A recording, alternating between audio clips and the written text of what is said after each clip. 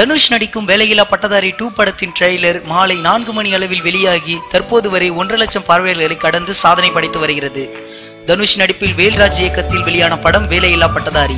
Engineering பட்டதாரியின் வேலை தேடும் அவஸ்தையும் வேலை தக்க வைத்துக் கொள்ள போராடும் முயற்சியையும் பதிவு செய்த படம் இது. தனுஷுக்கு வணிக ரீதியிலான வெற்றி கொடுத்த விதத்திலும் வேலையில்லா பட்டதாரிக்கு முக்கியமான இடம் உண்டு. இது தனுஷின் 25வது படமும் கூட. இப்படத்தின் வெற்றியை தொடர்ந்து வேலையில்லா பட்டதாரி 2 படம் சௌந்தர்யா ரஜினிகாந்த் இயக்கத்தில் தனுஷ் நடிப்பில் வெளியாகும் என்று அறிவிக்கப்பட்டது. அமலா பால், கஜோல், சமுத்திரகனி உள்ளிட்ட பலர் நடிக்கும் இப்படத்தை ஒண்டர்பேர் நிறுவனம் மற்றும் தானு இருவரும் இணைந்து தயாரித்து வருகிறார்கள்.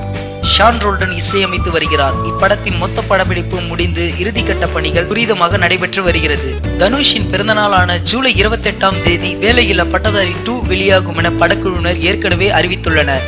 இந்நிலையில் இன்று மாலை வெளியான வேலையில்லா பட்டதாரி 2 படத்தின் ட்ரீசர் தற்போது வரை 1.5 லட்சம் பார்வையாளர்களை கடந்துள்ளது. இந்த ட்ரீசரை அமிதாப் பச்சன் அவர்கள் வெளியிட்டார் என்பது குறிப்பிடத்தக்கது.